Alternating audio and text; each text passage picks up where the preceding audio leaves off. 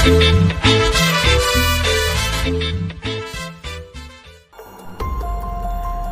स्वागत है व्यूअर्स आप सभी को फिर एक बार इस अपडेट में। तो इस अपडेट में हम बात करेंगे बैरिस्टर बाबू के आने वाली यानी कि 23 फरवरी के एपिसोड के बारे में।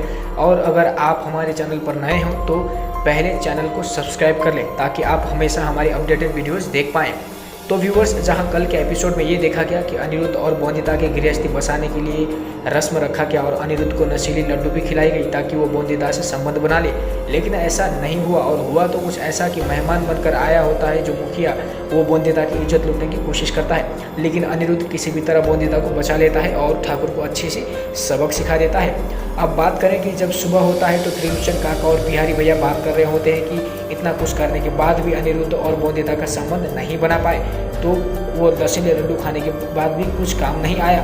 तो इतना बोलते ही अनिरुद्ध वहाँ पर आ जाता है और सब सुन लेता है। फिर त्रिलोचन काका पर गुस्सा हो जाता है और कहता है कि क्या आपको समझ नहीं आता, वो अभी छोटी बच्ची है और ये सब अभी उसके लिए ठीक नहीं है। और अब अनिरुद्ध के इतना बोलने के बाद काका जी थोड़ी समझदारी दिखाते हुए कुछ नहीं बोलते और कुछ नहीं कहेंगे, लेकिन वो बोलते हैं कि अभी तो बोंदिता की माँ भी नहीं है और उनका कुछ पता भी नहीं चल रहा है, क्योंकि अगर उसकी माँ यहाँ पर होती तो उसको थोड़ा संभाल लेती कि उसके शरीर में जो जो बदलाव आ रहे हैं वो सब इतनी बड़ी समस्या नहीं है जितना बोंदिता समझ रही है। और इतना बोलते ही त्रिलोचन काका को याद आता है कि बोंदिता की माँ तो तीरथ गई थी लेकिन अभी तक शायद नहीं आई है। तो इतना सुनते ही अनिरुद्ध बोलता है कि वो तो कब का तीरथ से आ चुकी हैं और वो सब कुछ पहले ही तुलसीपुर के लिए निकल चुकी हैं, और लेकिन बीच में ही कहाँ गायब हो गई। और बोलता है कि जिंदा है कि मर गई पता नहीं है। तो इतना बोलते ही बोंदिता सब सुन लेती है और बोलती है कि ऐसा मत बोलिए पति बाबू, मेरी माँ जिंदा है और उन्हें कुछ नहीं हुआ, वो बिल्कुल ठीक है।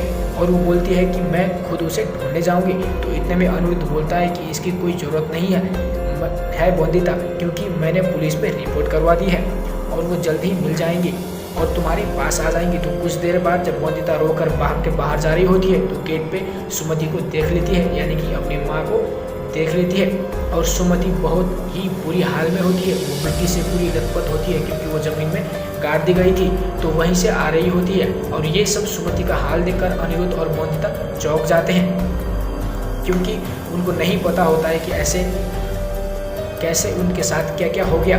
और उसके बाद दोनों सुमति को अंदर लेके जाते हैं और पूछते हैं कि ये सब कैसे हुआ। तो वो बताती है कि जब वो तुलसीपुर आ रही होती है तो उसको पीछे से गाड़ी टक्कर मार देती है और वो बेहोश हो जाती है। तो अनिरुद्ध पूछता है कि क्या सच में ये हादसा तुलसीपुर में ही हुआ था, क्योंकि तुलसीपुर में सभी के पास यानी ज़्यादा लोगों के पास गाड़ी नहीं है। और पूछता है कि गाड़ी कैसी थी, क्या आपने उसको देखा था। तो सुमति बोलती है कि हाँ, मुझे याद है, मैंने देखा था।